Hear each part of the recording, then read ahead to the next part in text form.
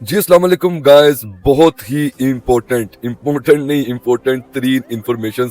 बस ऐसा समझें कि हम दुश्मन के घर के अंदर से बैठ के ये इंफॉर्मेशन आप तक लेके आए हैं।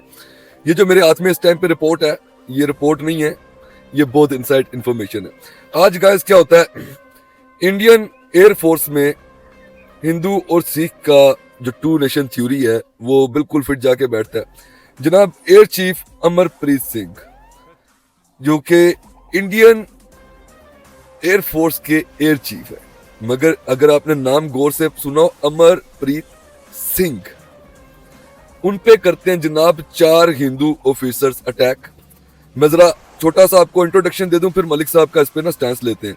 अच्छा जी, गोल्डन एरो स्क्वाड है एक, ठीक है, उसके 4 ऑफिसर्स थे, जिनमें से मैं बता देता हूँ, नाम भी आपको बता देते हैं। पहले तो आता है जनाब स्क्वाड्रन लीडर शहबाज दीक्षित, ठीक है, 4 पायलट्स हैं, चारों राफेल के हैं, ठीक है। फिर wing commander Ajay Singh Rajput, flying officer Rakesh Kumar Singh, मगर ये जो राकेश कुमार सिंह है, मैं आपको बता देता हूँ, 2 किस्म के सिख होते हैं, ठीक है, सिंह होते हैं। एक हिंदू सिंह होते हैं जो राजपूत सिंह होते हैं, और एक सिख सिंह होते हैं, ठीक है। तो ये हिंदू सिंह थे, आप इनका नाम भी गौर से देखें, राकेश कुमार सिंह, ठीक है। उसके बाद आते हैं जनाब स्क्वाड्रन लीडर नितिन तुलसी राम। ये 4 हिंदू ऑफिसर्स थे जिन्होंने इन पे हमला किया।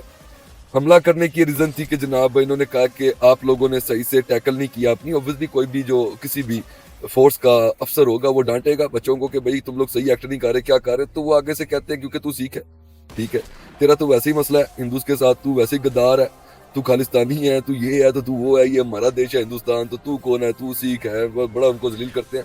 अच्छा जी, स्क्वाड्रन लीडर रोहित कतारिया, ये जनाब सर्विस नंबर इनका मेरे पास आता है 32292, ये इनका सर्विस नंबर है। ये जन्म हासिल कर दिए गए थे 7 मई को एक राफेल के साथ। अच्छा मलिक साहब, मैं आपसे कुछ सवाल इसको लेके पूछना चाहूंगा। आपने एक प्रिडिक्शन दी लास्ट डेज, प्रिडिक्शन तो क्या इतना मुझे पता कि लाइक, चलो छोड़े पर अंदर की बात मैं साइड पर रख देता हूँ। सिख और हिंदू आर्मी में एक बहुत बड़ा तसाद होगा, ये आपने इवन पन्नू पाजी की बात से पहले बात कर दी थी, ठीक है, वो वीडियो भी आपके प्लेटफॉर्म पे है। सो ये जो सिस्टम एक हुआ है, इसके पीछे आपको क्या लगता है, क्या आइडियोलॉजी है, क्या खास थिंकिंग है सिस्टम के पीछे के एक सिख एयर चीफ को 2 टके के पायलट कुत्ते की तरह पाड़ गए? यार पता क्या रोकी, मेरा दिमाग अल्हम्दुलिल्लाह इन चीज़ों में काफ़ी चलता है। मैं तुझे बता रहा हूँ और आवाम को भी बता देता हूँ कि एक तो सबसे पहले आप लोगों ने ये देखना है कि ये जो पूरी एक नेशन है, ये हिंदू शैतान जो है बेसिकली, मैं सिखों को हिंदू शैतान में बिल्कुल भी इंक्लूड नहीं करता हूँ, वो खालिस्तानी है, ठीक है, ये डिस्क्लाइमर है। जब मैं बात करता हूँ हिंदू शैतानी की तो आपको पता होना चाहिए, तो ये जो हिंदू शैतानी है, ये बेसिकली इनका पूरा मोटिव शुरू से ये है कि ये हमेशा जो है माइनॉरिटी को अपने से कमतर समझते हैं, ठीक हो गया। इनके आप दलित देख लें, कोई भी आप इनकी माइनॉरिटीज देख लें, ये सबको अपने से कमतर समझते हैं और ये अपने हिंदुत्व में बहुत बिलीव रखते हैं, अंत विश्वास रखते हैं। मगर ये तो आपस में भी करते हैं ना कि मैं बड़ा हूँ, मैं ब्राह्मण हूँ, मेरे साथ जो है कोई छोटा अछूत तो बिल्कुल नहीं बैठ सकता। अभी मैं ये कह देता हूँ कि इनके पूरे स्क्वाड में अगर डजंट मैटर कि कौन बड़ी पोस्ट पे है, क्योंकि वो सिख है, तो इसलिए वो जो बाकी 4 जो हिंदू शैतानी हैं, वो उन सिख को अपने जो चीफ है आर्मी, इनका जो लीडर है, वो उसको कम जात का ही समझते हैं और उसको वो अपना हिंदुस्तानी मानते ही नहीं है। पहली वजह तो ये। दूसरी बात ये कि ये मोदी का भी बहुत खिटा चिटा प्लान है। पहले भी मोदी ने जब इनके ऊपर अटैक करना था तो मैंने ये न्यूज़ ब्रेक किया था सोशल मीडिया पर, ठीक है। ये मोदी यही करेगा, एक तीर से 2 शिकार करना चाहता है, इन पे बार बार अटैक करेगा, चाहे वो स्पाई हो। अब जैसे कि जब ये जंग शुरू हुई थी तो मोदी ने जितने भी बड़े सिख थे जो कि आर्मी के अंदर मौजूद थे, बड़ी पोस्ट वाले, उनको उन पोस्टों से हटाकर, थोड़ी हसास जगहों से हटाकर कुछ दूसरी जगहों पे ट्रांसफर करवा दिया था। जी। वो उसकी क्या वजह थी कि वो इन पे बिलीव ही नहीं करता, उसको लगता है कि ये गद्दारियां कर जाएंगे बीच में। ऑब्वियसली अब मेरे ख्याल से अगर मैं एक मुल्क की आर्मी ज्वाइन करता हूँ और मैं अब मैं एक एग्जांपल देता हूँ। पाकिस्तान में जिसने इनको नाको चने चबवाए हैं, एक पायलट हमारा, ठीक है, कमरान भाई, वो मुसलमान नहीं था, नाम कामरान था, मगर नेक्स्ट अगला नाम अगर आप पढ़े हिंदू शैतानियों मसीह है, ठीक है, वो हमारी मसीही बरादरी का भाई था। हम अपने मुल्क में बेशक सिख हैं, मसीह हैं या फिर मुसलमान हैं, सबको बराबरी का मौका देते हैं, मोहब्बत वतनी का, अपना जज्बा दिखाने का। ठीक है, उधर किसी हम मुस्लिम को भी भेज सकते थे कि हमें भाई ट्रस्ट नहीं है, ये हो सकता है पाकिस्तान का सगा ना हो, हम इतना भरोसा करते हैं कि हमारा एक एक सिपाही, एक एक पाकिस्तानी पाकिस्तान का सगा है। और आप लोग ये टू नेशन थ्योरी जो है ना, बार बार इसके ऊपर बिल्कुल राइट उतर रहे हैं कि जनाब टू नेशन थ्योरी बिल्कुल ठीक दी गई थी, आपके साथ दुनिया की कोई और कौम नहीं रह सकती, आप अकेले ही रह सकते हैं और आपको अकेला करके ही हम इंशाल्लाह मारेंगे। अच्छा मलिक साहब, मैं उम्मीद करता हूँ आपने नरेंद्र मोदी की वो बौंथलाई हुई एक तकरीर, आज तकरीर के नाम पे मैं कहता हूँ हमारे जो एक दूसरी कक्षा के जो बच्चे हैं ना पाकिस्तान में, वो तुमसे अच्छी डिबेट कर लेते हैं, चाय वाले नरेंद्र मोदी। अच्छा आप कुछ उसके ऐसे थे, उसमें उसने एक डायलॉग बड़ा वो फनी मारा था, आप हम पे हमला कर रहे हो, पाकिस्तान ने हमला कर दिया। अच्छा, और फिर उसने बोला कि जनाब कुछ भी नहीं हुआ हिंदुस्तान में, हमारी लड़ाकू विमान ने सब मार गिराया, सारे मिसाइल इनके मार दिए, एक मिसाइल भी हिंदुस्तान के अंदर एंटर नहीं हुआ, हमारा एक जहाज नहीं गिरा। मैं ये कहना चाहूंगा कि मोदी को अपने गोदी मीडिया को ही देख लेना चाहिए, या तो फिर अब गोदी मीडिया उनको जाके चित्तर मारे कि गोदी मीडिया ने खुद कहा कि 26 से ज्यादा जगह तबाह बर्बाद कर दी है, और वो गोदी मीडिया है ही मोदी का।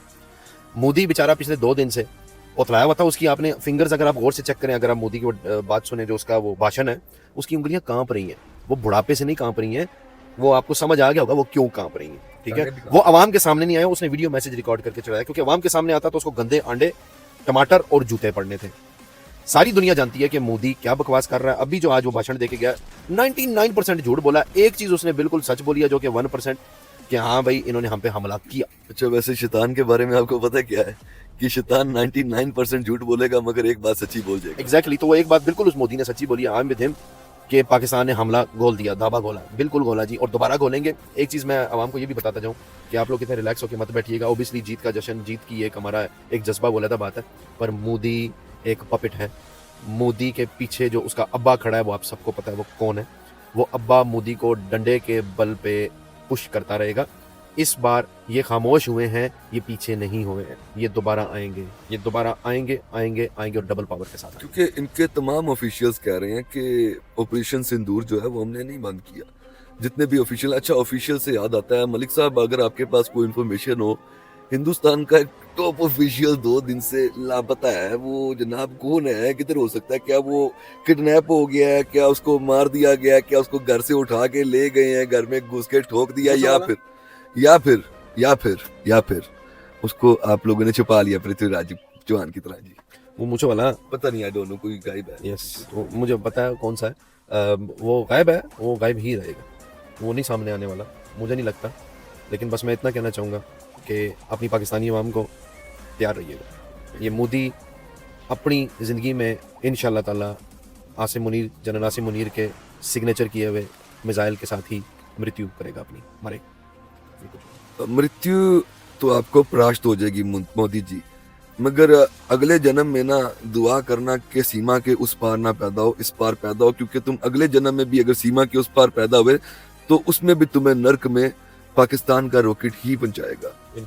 अब तुम बोलो भारत माता की गे हो तो हम बोलेंगे पाकिस्तान जिंदाबाद। अच्छा, एक बात और एंड में, मोदी बार बार ये बोल रहा है हाँ जी अपने परमाणु और एटम बम की धमकी ना दो। हाँ, उसने कहा कि धमकी कहता अब धमकी नहीं चलेगी परमाणु की। बिल्कुल कोई धमकी नहीं है मोदी, मैं ये बात श्योरिटी से कर रहा हूँ, क्योंकि वो जो परमाणु की तुम बात कर रहे हो मोदी, वो बेसिकली हमारा है, वो किसी के बाप का तो है नहीं, ठीक है। और मैं बीइंग ऑनर ऑफ दैट परमाणु, मैं भी ऑनर हूँ, ये भी ऑनर है, पूरी पाकिस्तान की जनता ऑनर है उस परमाणु की जिसकी तू बात करते हैं। हम लोग अपनी मर्जी से उसको चला देंगे तेरे पे, तूने ज्यादा चलाएंगे लगाई। ये आर्मी नहीं तुझे ये बात कह रही, ये उस परमाणु की ऑनर तुझे ये कह रहे हैं कि तूने ज्यादा छू छू फू फू किया, चलाएंगे लगाई मोदी, तो ये तू लिख ले अपने प्राइम मिनिस्टर हाउस की दीवारों पे कि वो परमाणु सीधा तुझे आके बचेगा और हमारी मर्जी से बचेगा। बाकी उसके बदले में हमें 100 पड़ते हैं, डजंट मैटर। हम अगर शहीद हैं तो जन्नती हैं, अगर हम जीत गए तो गाजी हैं, दोनों तरफ हमारी खुशी खुशी है, कोई मसला नहीं। और एक और बात तो जाते जाते बता दूं मुतवासी, तेरी जनता जितनी डरी हुई है ना, उससे कई गुना ज्यादा हमारी जनता खुश है अभी। क्यों? क्योंकि हमारी जनता इस चीज का बेसब्री से इंतजार कर रही है कि कब एक मिसाइल आए, हमें उड़ाए, हम सीधे जन्नत में जाएं। तो तेरा उस कौम से पाला पड़ा है जो जंग को जन्नत की टिकट समझती है, समझा? कि इस जंग में जो भी गया वो शहीद है, क्योंकि ये कुफर के और इस्लाम के बीच की जंग है, 2 मुल्कों की नहीं 2 मजहबों की जंग हो रही है। अगर ये 2 ममालिक की जंग होती, it would be a completely different story. हम लड़ रहे हैं एक आइडियोलॉजी के साथ, एक थिंकिंग के साथ, एक हिंदुत्व की फाशिस्ट आइडियोलॉजी और थिंकिंग के साथ। सो अगर तू सोच रहा है कि हमारी जो जनता है वो डर जाएगी तो तू बड़ा गलत है। अपनी जनता को हौसला दे, तसल्ली दे। अभी जब अगले हमने कोई 1-1.5 मिसाइल ठोकने हैं ना, जो तेल लगा के रखे हैं, तेरी जनता बिल्कुल जो है बिल्कुल समझ जाएगी कि हाँ पाकिस्तान जिंदाबाद ही है। क्यों? क्योंकि तेरी जनता में से हम लिटरली 60 to 70% वैसे ही ख़त्म कर देंगे।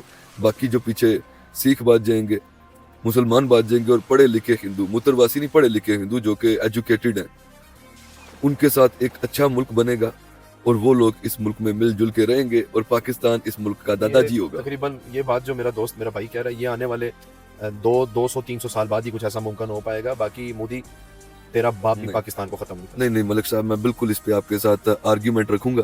200-300 साल आप बहुत आगे चले गए हैं। 200-300 साल बाद तो दुनिया के हालात ही और हो जाएंगे। पाकिस्तान आपको नहीं पता अल्लाह ताला ने किस मकसद के लिए बनाया। ये नबी पाक सल्लल्लाहु अलैहि वसल्लम के हुक्म से और हजरत अली के हुक्म से इसका झंडा गाड़ा गया। ये तो मैंने तब ठीक की है, बात की है। 200-300 साल बहुत दूर मेरा दोस्त मलिक बात कर रहा है। तो सुने, मैंने ये तब बात की है कि ये परमाणु जो कह रहा है ना, जब पड़ गया ना परमाणु, तो फिर तो भूल ही जाओ फिर अगले कितने साल। ये तुम्हारे 2-3 साल, अगर ये जंग तुम्हारे में जुर्रत है लगा के रखो, 2-3 साल में जो मैंने भी प्रेडिक्शन दी है पूरी ना हुई तो भाई फिर बात करना। 2-3 साल तो मैं बहुत आगे की बोल रहा हूँ, क्योंकि मेरे दोस्त ने मेरे दिमाग में 200-300 साल डाल दिए। मैं तो नहीं तो तुम्हें भुतनी के 2-3 महीने का वक्त दूं कि जंग लगाओ। 2-3 महीने में जब 2 घंटे में तुम्हारा, जिस जनरल आसिम मुनीर ने ये हालत की है, 2-3 महीने में तुम्हारा कितना लंप निकालेगा खुद सोचो। ये जो मैंने प्रेडिक्शन दी है ना, जंग लगाओ, चलो बाढ़ में गई 2-3 साल की चैलेंज, 2-3 महीने में तुम्हें इतना पीछे ना फेंके, बेटा बात करना, लगाओ जंग। चलो मोदी साहब, चलो ना करो सीज फायर, जाओ खोल दो अपने घोड़े पर, देखो तुम्हारे सिर में पाकिस्तान अवाम सीज फायर के कोई हक में नहीं थे। हमारा पक्का प्लान था कि तुम्हारे से जो तुमने ऑक्युपाइड कश्मीर रखा हुआ है वो भी लेंगे, और हो सकता है तुम्हारा दिल्ली से लेकर गुजरात और कड़ियां कुंवारी तक जाएंगे। ठीक है, तुमने देख लिया पाकिस्तानी अवाम का मोराल, तुमने देख लिया पाकिस्तानी फौज का मोराल, तुमने देख लिया पाक फिजाइया। एक बंदा आया घुस के तुम्हारे अंदर की चीथड़े उड़ा के चुप करके वापस भी चला गया। इंशाल्लाह ताला बहुत जल्द उन भाई को मेडल भी मिलेगा जुर्रत का, तो वो भी तो देखिए सड़ी। ठीक है, याद रखिए ये बात कि हम पाकिस्तानी हैं, तो कुछ नहीं उखाड़ सकता हमारा मोदी, कुछ भी नहीं उखाड़ सकता। पाकिस्तान हमेशा जिंदाबाद।